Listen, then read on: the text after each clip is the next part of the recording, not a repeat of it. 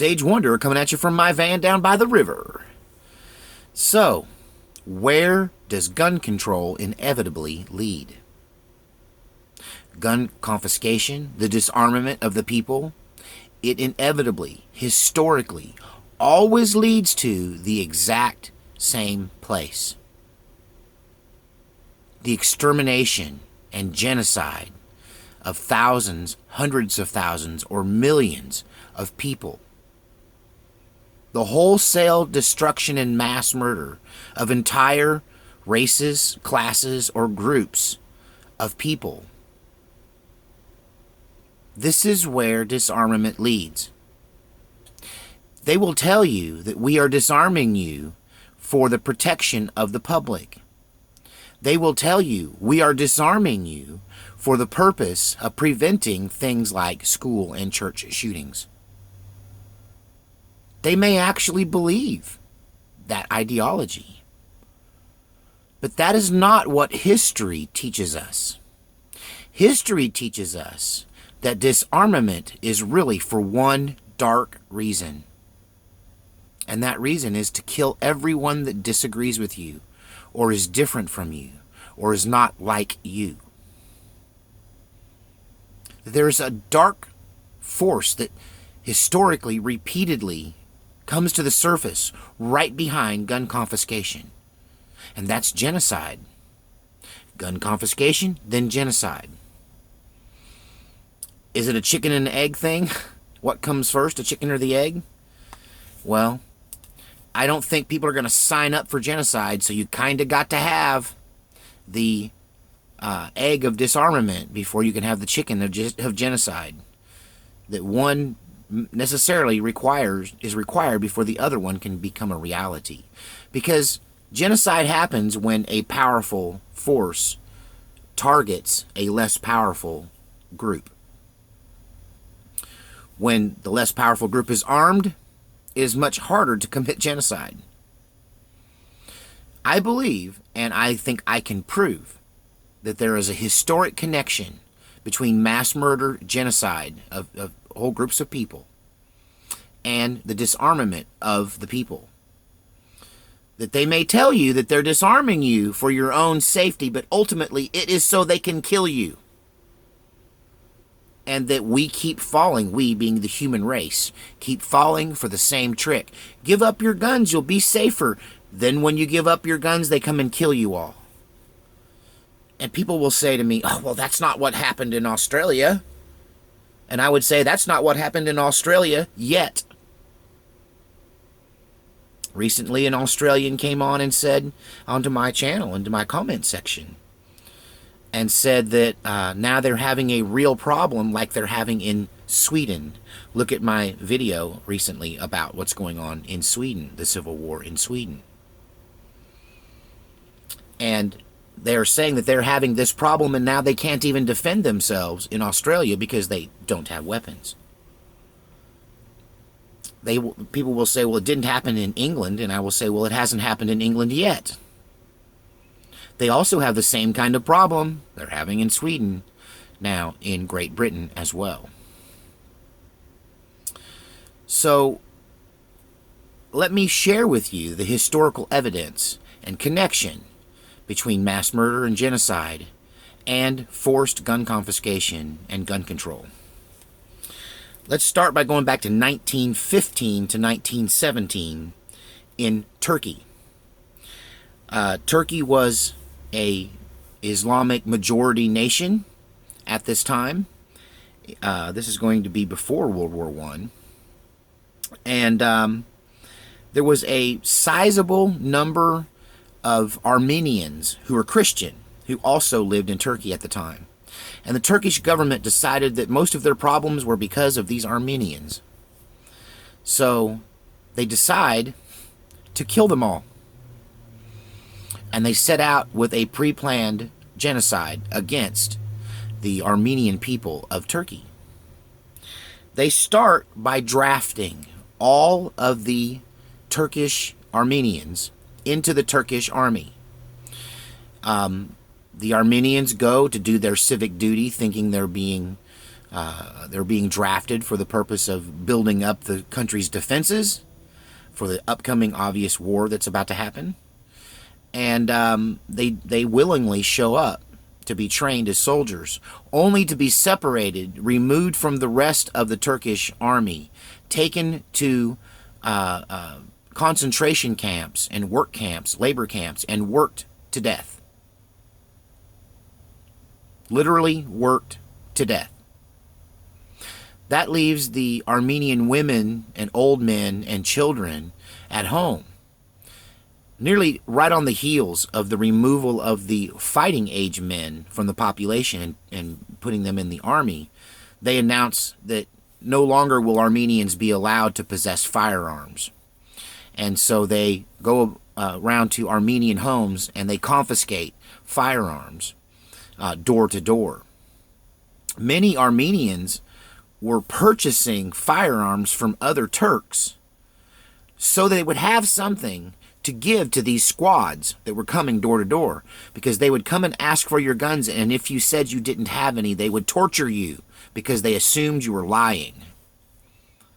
It was better to have guns and go, oh, I'm submitting, here are my guns, than to say, I don't have any guns. Because if you didn't have any guns, that meant you must be hiding them, and they would torture you to death, trying to make you tell them where you're hiding the guns. So it was just better to have some, even if you didn't before. So they took the rest of the Armenians, once they had disarmed everyone, they told all the rest of the Armenians, you are being relocated to another part of the country. And they gathered them all up in forced marches like the Trail of Tears, like the American government did to the Choctaw and Cherokee Indians during the forced Indian removals. So they went to remove these Armenians and move them to the north in a forced march that was across open desert, and most of them did not survive. They were either killed along the way for rebelling or for going too slow, or they died from exposure, exhaustion, or starvation, or thirst. And 90% of those who left in the forced marches died along the way, and the other 10% were murdered once they got to the end location. So they marched them across just to survive all of that, only to be killed. And it all started with gun confiscation and disarmament. The Soviet Union, from 1929 to 1934, there was a horrible, horrible famine. This famine killed 10 million people. This famine was no accident. This famine was an intentional famine to bring under control the farmers, especially the farmers of the Ukraine. That they had been forced to meet ridiculous grain quotas that no one could meet, and they were punished for not meeting them. These farmers were disarmed of all of their firearms, all of their edged weapons, anything that could be used to defend themselves prior to this. So they used disarmament to then control the food. Disarm them, then we can control the food. So they would take all the food that the farmers farmed, and if they didn't like it, they would be killed. And they would let them starve, and let all of the peasant population and all the people of Russia starve in this massive famine, while the government denied to the world that there was a famine. Now, why was there a famine if they were producing all this grain? Because they were hoarding the grain in Moscow for the troops, and they were selling it and exporting it for money to pay for military arms. So they were literally forcing these people to work without compensation, not sharing the harvest with them, starving them to death to the tune of 10 million dead. How could they have kept their grain? If they had first kept their weapons. That by disarming them, they were able to engineer a famine, killing more than 10 million people in the Soviet Union between 1929 and 1934. Which brings us to China. Another famine caused by crop confiscation. By confiscating your crops. They can't confiscate your crops unless they confiscate your guns first. They confiscate your crops, caused this famine, used the money from selling the grain, selling the food to other countries to fund their armies. Meanwhile, their people starve to the tune of 100 million dead in China over this. That's an amazing number. I wonder if I wrote that down right. Maybe it's 10 million. 100 million. Wow. And then the one that everyone knows about, the extermination of the Jews in Germany, the most famous of all genocides. You know, it wasn't just the Jews that were killed. There were also a total of 11 million that died in these concentration camps in Germany. One of the interesting things is that they used the census, the Germans used the census and the national ID card system to identify the race of the individuals so they could tell who were Jews and where to find them. So they came right to your house. Germans were allowed to possess weapons where Jews were not. So they dehumanize you, decitizenize you, disarm you, then take away the rest of your rights, march you off to a concentration camp and kill you. They did this to Jews, but also to 3 million Germans as well. German citizens who fought back or who disagreed or who were dissident. With more than 11 million, including gypsies and homosexuals and anybody else they didn't like. I think that's the most famous one that, Hitler did it. Then you go to Cambodia, where they had a history of disarming the people, and guns had been outlawed in Cambodia. The Khmer Rouge under Pol Pot comes to power, and 25% of the Cambodian population were murdered, tortured to death, beaten to death, executed. To the tune of 2 million in Cambodia in a period of just 4 years. Uganda from 1971 to 1979. Idi Amin coming to power behind a communist leader who had already confiscated the guns. Idi Amin targeted anybody and everybody who disagreed with him, didn't see his point of view, or he saw as a threat in his quite insane mind. Idi Amin committed genocide during that 8-year period in Uganda, and after killing 300,000 people, he was allowed to go to Saudi Arabia and live out the rest of his days without ever seeing punishment or any kind of justice for the murder of 300,000 people in Uganda. And then some of you may know the genocide in Rwanda between the Hutu and the Tutsis. The Hutus were the 90% majority. The Tutsis were the 10% minority in Rwanda. And in 100 days of genocidal destruction, the Hutus killed 800,000 Tutsis, or all of them. All of them. The Tutsis fought back with sticks and stones, but they did not have the weapons that the Hutus had. And honestly, all of them were disarmed. It was the government of Rwanda who gave the Hutu gangs their guns for the purpose of murdering the Tutsis, which was basically they just told all of the Hutus, go kill them all, we're tired of them, get them out of our country, kill them all dead, we'll bury them for you. Here's your guns, go get them. And they did. And they murdered people. They murdered the Tutsis with hatchets, with machetes, with clubs with nails in them, and with the firearms that were given to them by the Rwandan government. 200,000 dead in Guatemala.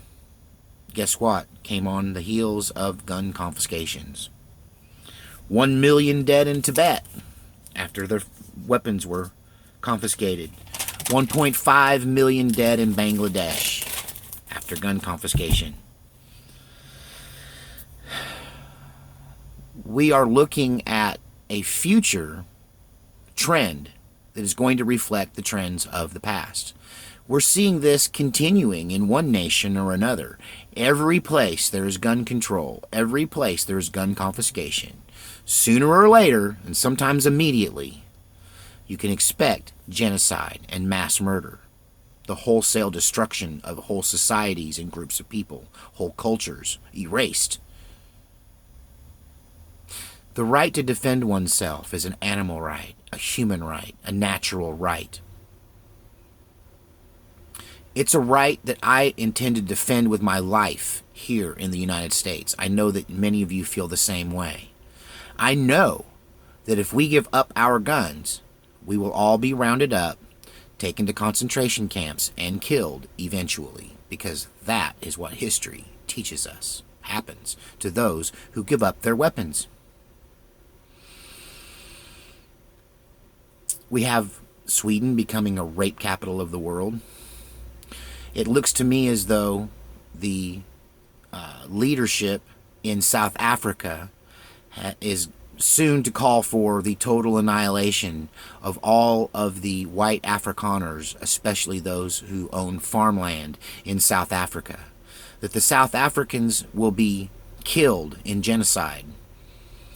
And, you know, part of that is they have a lot of gun control now since 97. But, you know, the Afrikaners, they didn't give them all up, and some of them are still heavily armed. So we will see how that plays out. But I don't believe they can stand up to the sheer numbers who are coming for their land in South Africa. I will not let this happen while I am alive. And this is what we Americans mean. We NRA members, we gun people, when we say you can take our firearms out of our cold, dead fingers, because I would rather die on my feet than be murdered in a prison camp. God save our republic.